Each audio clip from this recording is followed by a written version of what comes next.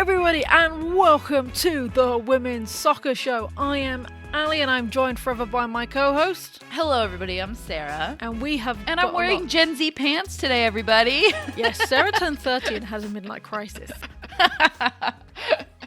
I was just showing my new jeans off to Ali. They're straight leg, Gen Z. You've got my Air Force Ones on. That's what I'm saying. It's the whole outfit. It's the whole thing. It was the whole fit, yeah. A little crop top, if you will. So I'm looking good for our recording today for episode 28, Ali. Can you believe? Can you believe that we are on I really can't. It's a lot of episodes. So I guess on that note, just so everybody knows, we'll have this episode and then only 3 more after this until our season finale, which will be on May 18th. Get excited, but do not worry. You won't miss us that much. We'll only be gone for like a month, and then we'll be back for the Euros. And in that time, Allie's going to get married, and I'm going to go to a festival. The ebbs of life. But don't worry. We'll post photos of all of that. Allie is getting married in a West Ham shirt. Yes, legally. So, Legal come on. Will be in a West Ham shirt. I am that person. Well, we've got a jam-packed episode today because this past week has been wild. Yeah. Champions League, WSL, NWSL. There's so much happening, and we're going to talk about all of it. Okay, so WSL. Gotta talk about it. First thing we have to talk about is the Manchester United versus Aston Villa game. I have to laugh about it. When I heard that Manchester United just sunk the boat again in the last part of the season, 2nd year in a row, I had to laugh about it. I did. I'm sorry, but it's laughable. So they drew, if anybody don't know, they drew 0-0 with Aston Villa, which was a must-win game because Man City, their closest competitors right now for 3rd place, beat Leicester resoundingly 4-0, and it's coming down to goal difference is basically how this is happening.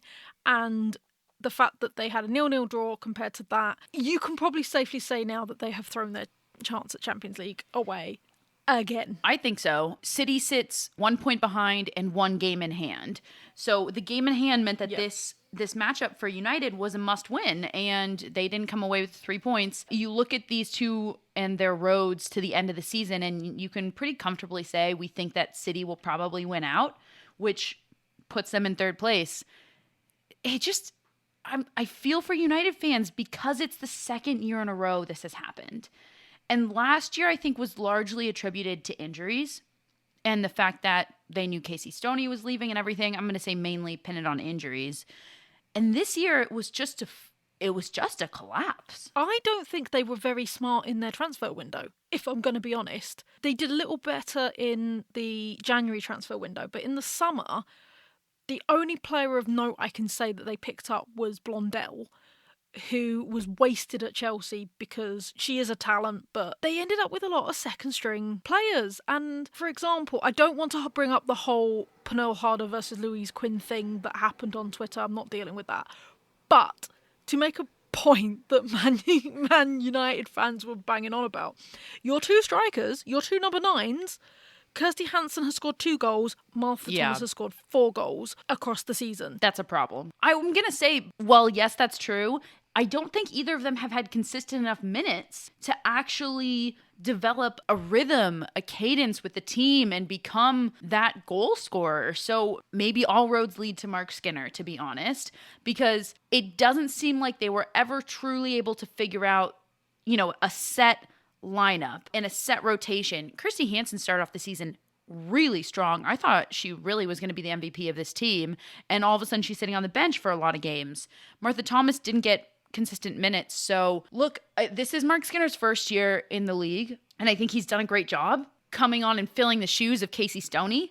But I think it's that consistency that needs to change in his team for next year. And hopefully it will, because he knows the players better. And unfortunately, he got to know them throughout this year. Yeah, and I do think there's going to have to be less sentimentality, and they need to strip some fat and bring in some key players, which they didn't do. I really like that call out because I think that they just are missing one piece in the midfield. I absolutely love Hayley Ladd as like the center number 6, kind of that everything is built off of. But I think that they're missing the really dangerous other center midfielder. Like maybe the box-to-box number 8 is just missing from this lineup right now.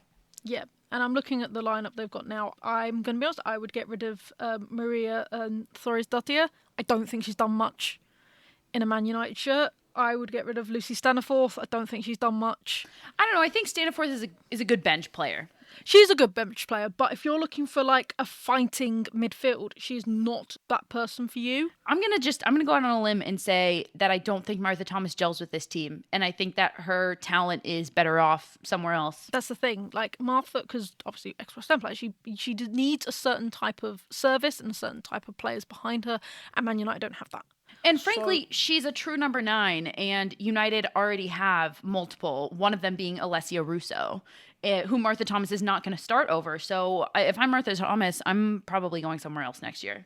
Yeah, exactly. So Man United fans, I say this with love and respect, but if you want to get to the heights that I know you guys can get to, less sentimentality, trim some fat, get in some cracking players, and you guys will be flying next season, but it's not your season this season.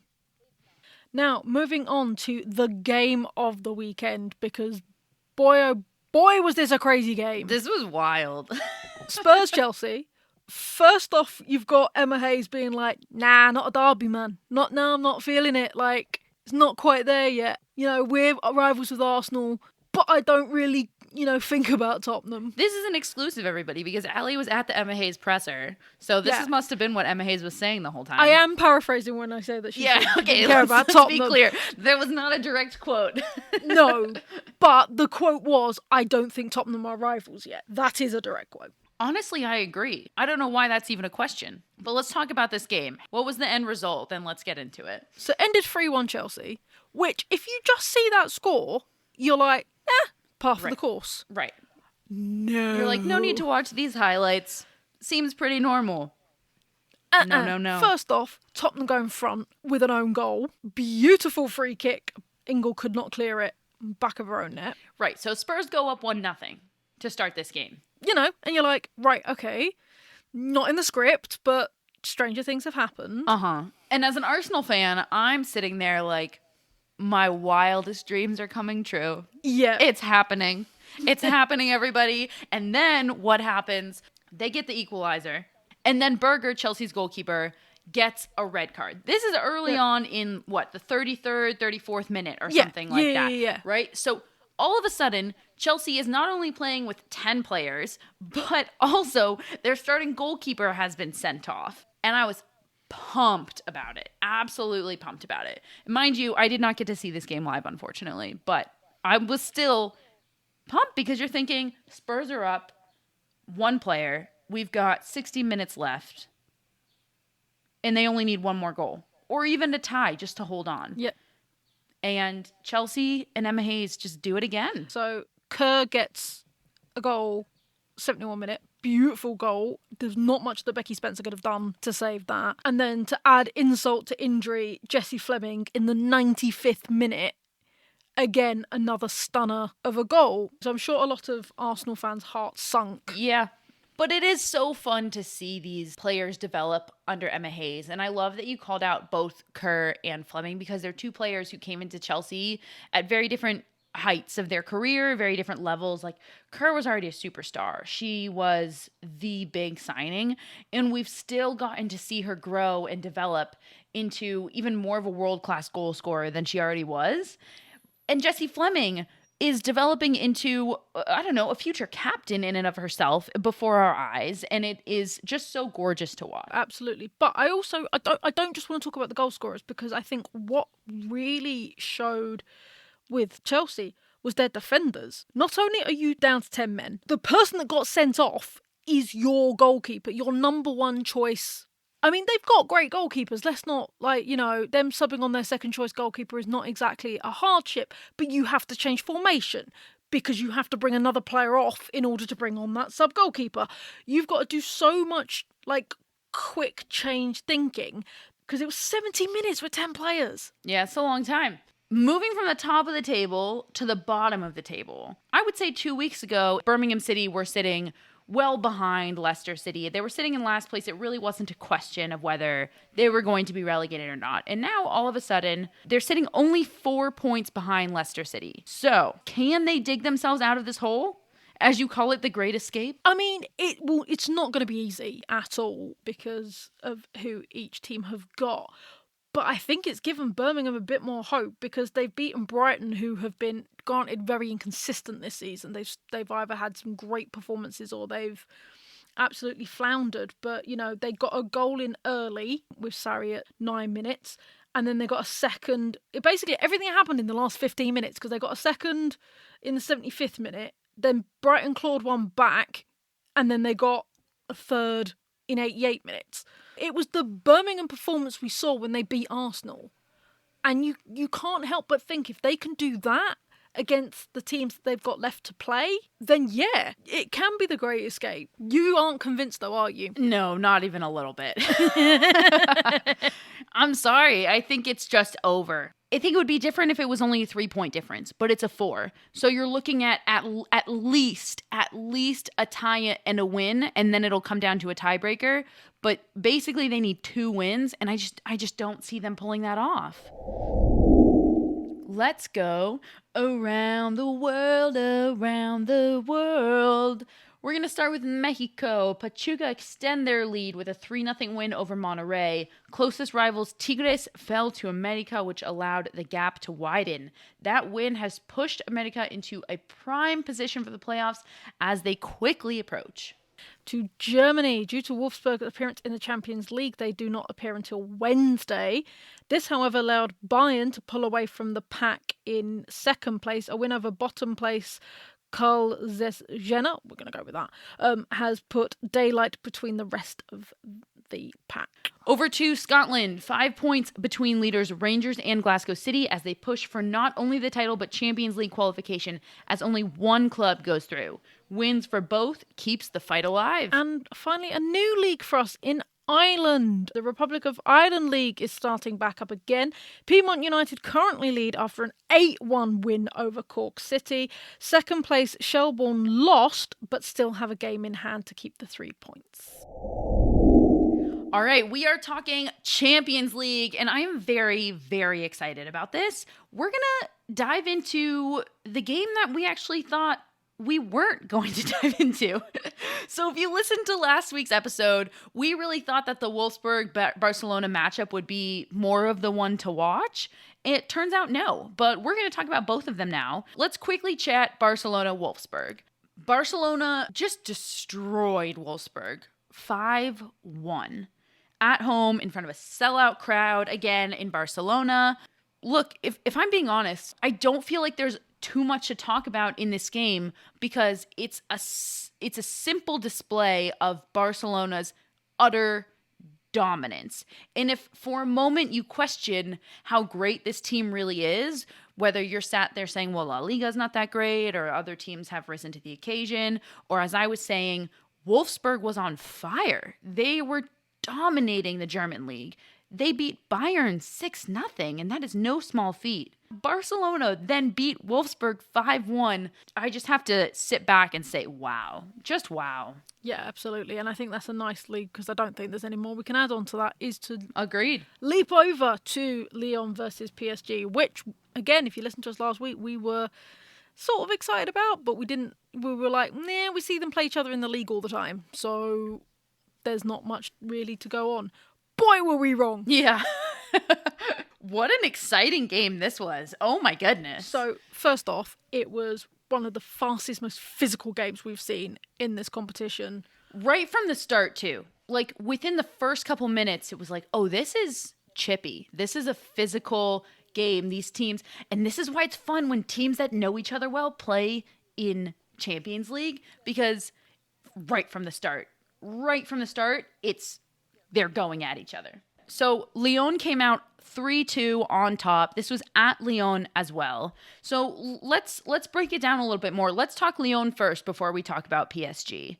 So for me, I was extremely impressed with Hegerberg and Macario. Those were the two kind of standouts for me this game. The two of them were involved in all 3 of the goals, and they were my standouts, to be honest, for Lyon. No, absolutely. They were absolutely phenomenal. They managed to pick up on the little PSG little niggles and stuff like that to get those goals, to create those chances. They were annoying all of the PSG defenders because they were so quick and so physical and, just just the blistering pace. You watching it and you're like... It was a quick moving game. It was a very fast paced soccer game. And you know how I also know that is I watched Lindsey Horan kind of get lost being a half step behind for a lot of the game. She was playing well at points, but there were so many moments where and this is Lindsey Horan, who is so creative and strong on the ball and plays a really quick game, and she was being caught a half step behind sometimes. And that's how quick this game was. I mean, Lyon kind of showed that they might be able to keep up with Barcelona after the showing Barcelona just gave. I don't know if anybody can, but it was a strong showing. I do have to point out, though, I do want to talk about Wendy Renard. She just made her 100th appearance in the Champions League, which is incredible. But she's older, and it kind of showed. Her lack of speed was one of the things that resulted, I think, in PSG's first goal. She couldn't keep up with Katoto, and mind you, few people can. I just think that for the past couple years, we have seen a bit of her decline. Still a fantastic captain for this team, clearly leads them mentally. You saw after she buried the penalty kick to tie the game 1-1, she brought the team together. Everybody kind of like huddled, conferenced, and were like, okay, let's move forward from here. Fantastic captain, but it just has to be said. The end of her career could be approaching. One thing I have to say about this is, though, it was one of the first times I've seen in a while, especially in Champions League, that we were seeing the Lyon of old. You know, that dominant force that won so many Champions Leagues on the bounce. I finally saw it again. And I don't know if it's because they are bitter rivals with PSG. I don't know if they can taste the final again. You know, maybe it is because it might be Wendy's last, Champions League, if she's slowing down. Well, I just think they've put a few key pieces back in the team. And I think that's been the difference. I think that if they do reach the final against Barcelona, they will be out for blood because they do have that chip on their shoulder. They are that dynasty, and Barcelona is the dynasty that overthrew them. And that could be a fantastic matchup. But we have to talk PSG because this is far from over. We are going to PSG's home stadium for Leg 2. The aggregate score right now is only 3-2. And I mean, there's so much to talk about this team because, first of all, let's talk about their defensive errors first because we've mentioned that already, but let's really dive into it. All of these goals, all of Lyon's goals were based on defensive errors from PSG, okay? So specifically, and I hate to call out the goalkeeper because the goalkeeper is part of the defensive unit, and when it's never just one of them breaking down, it all has to break down together. But unfortunately, we do have to say Votikova, PSG's goalkeeper, cost PSG a couple goals. The first penalty that was called that resulted in Wendy Renard burying it was called on Vlatikova, who came off her line and missed the ball, hit the player, penalty. Second one was a Lyon goal from Hegerberg to Macario, but Hegerberg intercepted a horrible goal kick from Vlatikova right up the middle of the field. That goal kick, what was she thinking? Exactly. I don't know if she mishit it or what. Mind you, it's not easy to capitalize on, still credit to Lyon for capitalizing on it, but error. And then the third goal was an abysmal communication between the defenders and Vlatikova that resulted in Macario's second goal, where Vlatikova thought, oh, maybe I can't pick this up, maybe it's a pass back, clearly thought the defender was going to clear it off the line, then tried to clear it off the line, it was too late, Macario taps it in. That's 3 goals right there. Vlatikova is involved in error-wise, and I feel so bad for her because she must have walked off that field feeling terrible. But these defensive errors for PSG will be the end of them if they cannot clean it up in Leg 2, and that's it. I've said this before, your goalkeeper should be your last line of defense, not your only line of defense. Oh, I like that. Do you coach? You know what I think we also saw here is the importance of goalkeepers' distribution, which can sometimes be overlooked because you think, well, we need a goalkeeper who can stop shots, but goalkeepers being comfortable using their feet and distributing is so important. No, absolutely. And we're seeing it in both national teams as well as club teams. If you don't have a goalkeeper that can distribute, you've got to have a sweeper defender. And unfortunately, PSG had neither. No team no team in a professional league should ever play with a sweeper. And I stand by that statement wrong. forevermore. You are wrong. Forevermore. Do not play with a sweeper. A sweeper is what you play with when you don't have the speed in the back or the talent in the back to keep up with the other with the forwards. And that should never happen in this environment. Absolutely not. Did I say that? I said that those are your two options. Okay. In my mind, there's only one option, and that's it.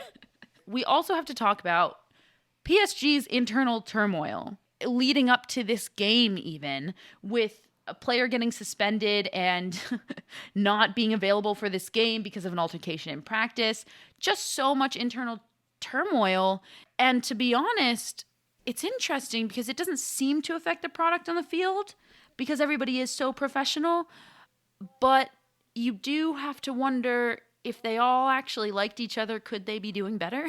You see it though. The chemistry, again, is probably one of the, it's like the third most important thing in a team dynamic apart from talent and luck. But, you do have to like each other and have that chemistry because you see it so clearly when teams don't.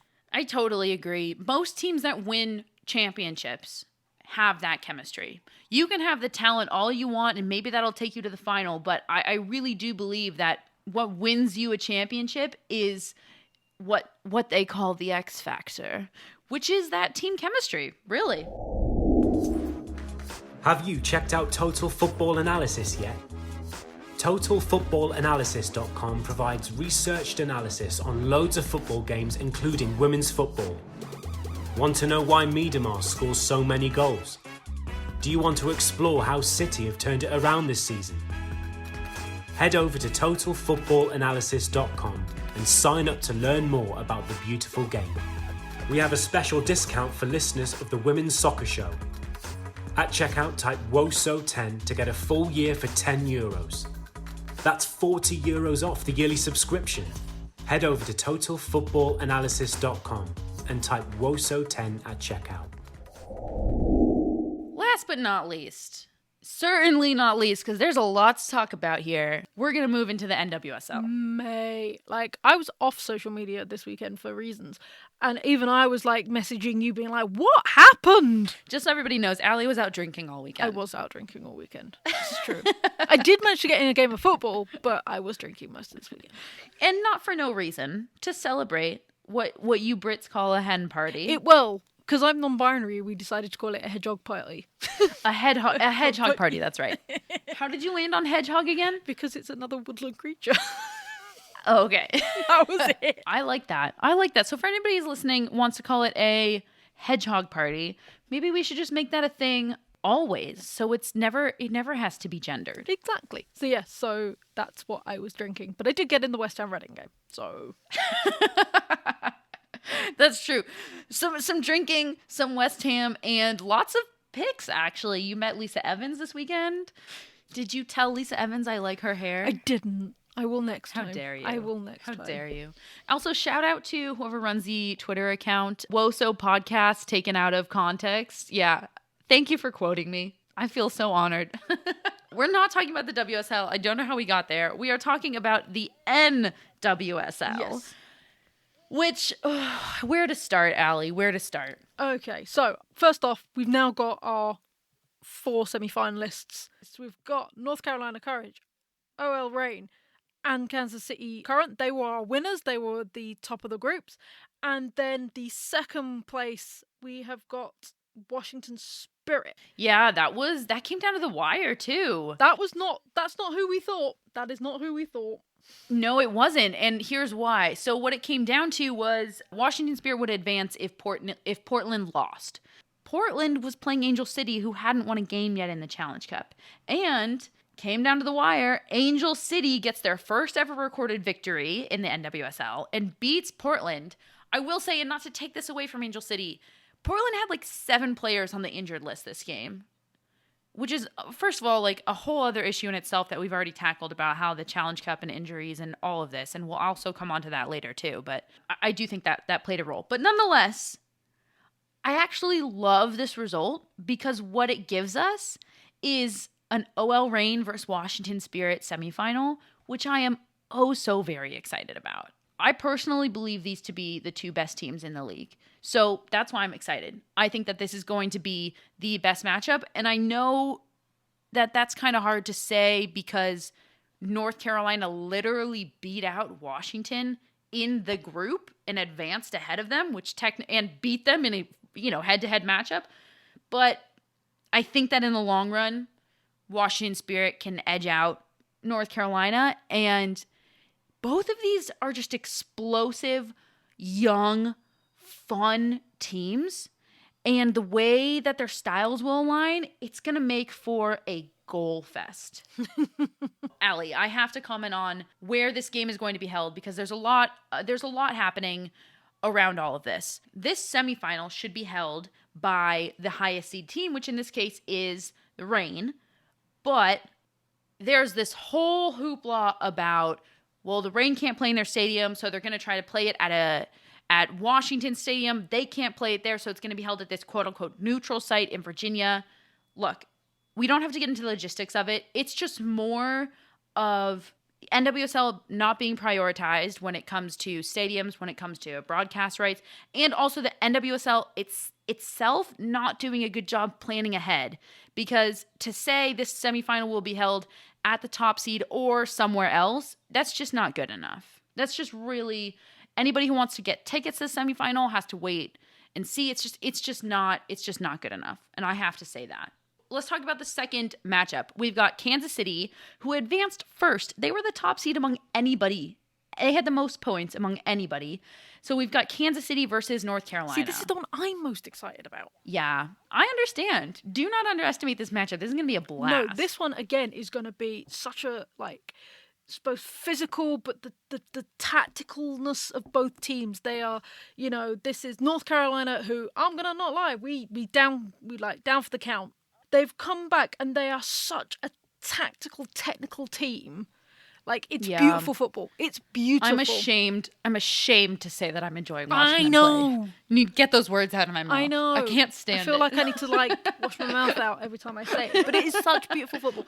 And then you've got Kansas City, who have got this new player on the block, even though they've had a season under their belt, sort of energy about them that they are just buzzing every time you see them play. Totally. And to take credit where credit is due, while we didn't get it right about North Carolina, we were very right about Kansas City. We were. Both of these games are being played next Wednesday, May 4th. The final is scheduled for Saturday, May 7th, but get this, dun dun dun dun, in classic NWSL fashion. The final of the Challenge Cup is May 7th. However, the regular season is kicking off this Friday, which would be April 29th. So basically, what is going on here, NWSL? We've got way too big of an overlap. This is an absolute disaster this year when it comes to planning. So get this, we're going to go even deeper. Washington Spirit kick off their regular season with a game on May 1st versus OL Reign, and then have to play them again 3 days later in the Challenge Cup semifinal on May 4th. So then if they advance to the finals, which is on May 7th, they've also got a regular season game scheduled against Chicago on May 7th. So it's just going to conflict, and it's what is going on, NWSL. This is the worst I've seen the Challenge Cup scheduled. This is only year 3 of it, but this is absolutely terrible. And you wonder why look, injuries aside, which are enough for us to say the Challenge Cup should not happen, because to start a season like this, we've seen so many injuries. It's just clearly not good for the players. But then you see this overlapping of schedules, and you're like, well, no wonder the players don't really care about making the semifinals in the Challenge Cup. If I'm the players, I'm better off being like, no, that's done. That's over. I'm just going to focus on the regular season. Who cares about the Challenge Cup? Portland might be happy right now for all we know. We want to be such big fans of this league, and sometimes it is so hard to do. Do you know what, right? What I think with the Challenge Cup is, I think having a preseason thing is good, but you guys could do with the Challenge Cup with what we do with the Conti Cup. Exactly. That's where it's not preseason. No, exactly. It is mixed in within the regular season because you've got enough teams for it to be not really impacting the season to do that, and you can split them still by location, because that's what we do with the Conti Cup games, and you have the group games and they extend like that. So I think the Challenge Cup is a great idea. I think you should keep it. But if I was in charge of the NWSLs, I would have it as we have our FA Cup and we have our Continental Cup, and it's games within the season. It's going to extend your season. Therefore, teams can still get in all their pre-season training and do all that, and hopefully not have the injuries that they've had this time round. But we get more football still. You get some more competitive, and there's more silverware up for grabs. I totally agree. I truly think most of the NWSL fans are thinking this, of like, the Challenge Cup should no longer exist as a preseason tournament. I get that it was wonderful in 2020. I get that they tried it again last year because it was so successful in 2020. But after last year, when all of the players were very vocal about it not being a great time to have a tournament in the preseason, it's hard on their bodies.